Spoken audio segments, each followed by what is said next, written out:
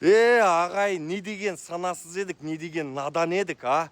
Құрметті қазақ елім, қайда кетіп барамыз? Бұл не деген бассыздық? Кеше ғана анау әуежайда қызды құтқарған Мұса ағамызды білеміз ғой.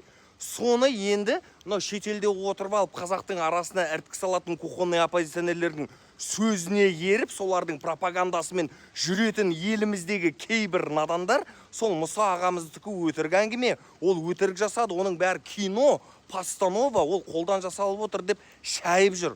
Құрметті қазақ елі, мен сұрағың біледі да, қазақтың қызы жыламасыншы деп қаншама батырымыз көз жұмды. Кезінде оқыған болсаңдар, қазақтың қыздарын жылатып тұрып айдап алып бара жатқан жоңғарларды көрген қазақтың жігіттері жардың астында тұрып ханнан бұйрық күтіп тұрған кездерінде көз алдары қанталап, көзден жас шығып, ана жоңғарды бауыздап өлтіргісі кеп тұрғандарын ұмыттыңдар ма сендер?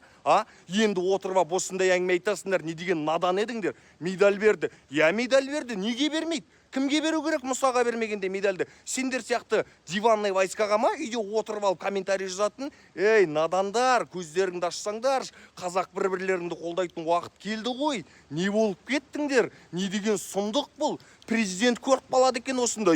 Көреді, көрмесе көрмеді деп айтасыңдар. Ана қызды өлтіру керек пе әлде? Сендер шын екеніне көз жеткізу үшін.